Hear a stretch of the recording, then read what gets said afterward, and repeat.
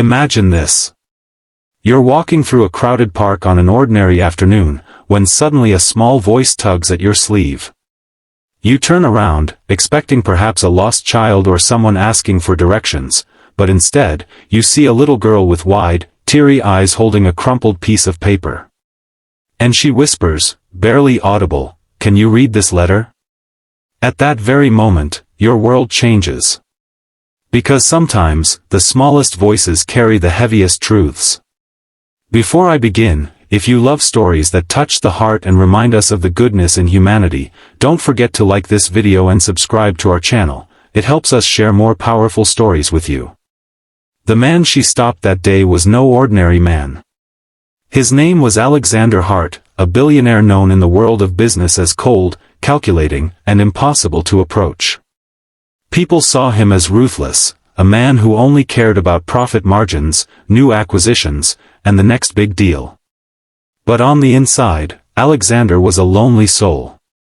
He had money, yes, but money had cost him everything else: family dinners, laughter, even the simple joy of walking unnoticed without reporters chasing him. He had lost his wife years ago in a tragic accident, and though he tried to bury himself in work, his heart was scarred, heavy, and empty. That day, he sat on a park bench, suit perfectly pressed, phone in his hand, about to finalize another business deal worth millions. But the phone slipped from his fingers when the girl's soft voice reached him. She couldn't have been more than 8 years old, her clothes a little worn, her shoes scuffed, and her hair tied back in a loose ponytail. She held out the wrinkled letter with trembling hands. "Please."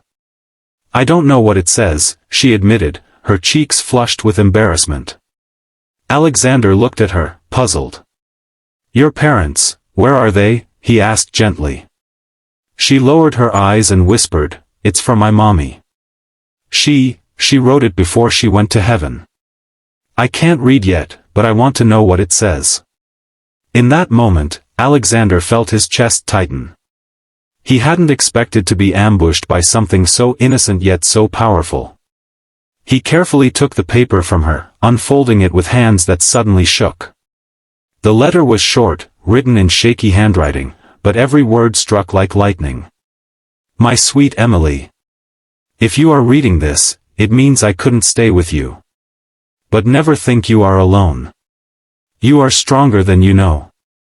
Someone out there will see your heart and love you as I do. Trust life, my darling girl. And remember, you are worthy of all the love in the world." Alexander's voice cracked as he read the words aloud.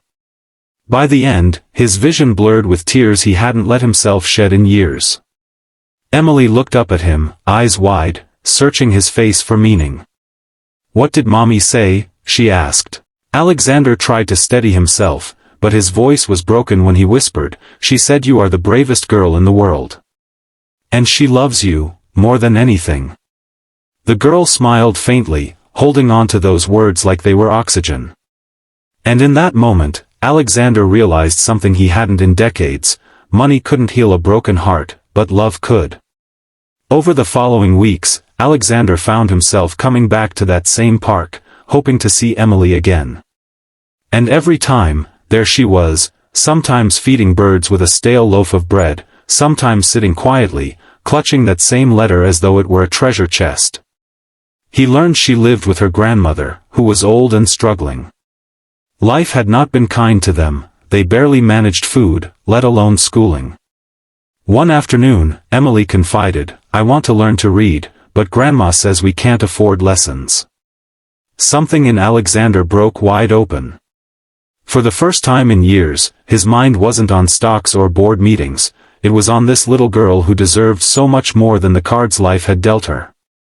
Without overthinking, he said softly, "I'll help you. I'll make sure you can read every letter your mommy ever left for you." And so began an unlikely bond. A billionaire, who had everything yet nothing, became the secret tutor and protector of a little girl who had nothing yet gave him everything. He sent tutors to help her, but often sat with her himself, patiently sounding out words, watching her eyes light up when she strung sentences together. But it wasn't just reading Emily learned. She taught Alexander, too. She taught him how to laugh again when she giggled at silly jokes. She taught him how to feel warmth when she hugged him tightly after mastering a difficult word. She reminded him of what it meant to be human, to be needed, to matter to someone beyond business contracts and wealth. His board of directors began to notice changes. The once ruthless CEO started implementing policies to help families, offering scholarships to children, opening foundations for single parents. Reporters tried to dig for the reason, but Alexander never spoke of Emily.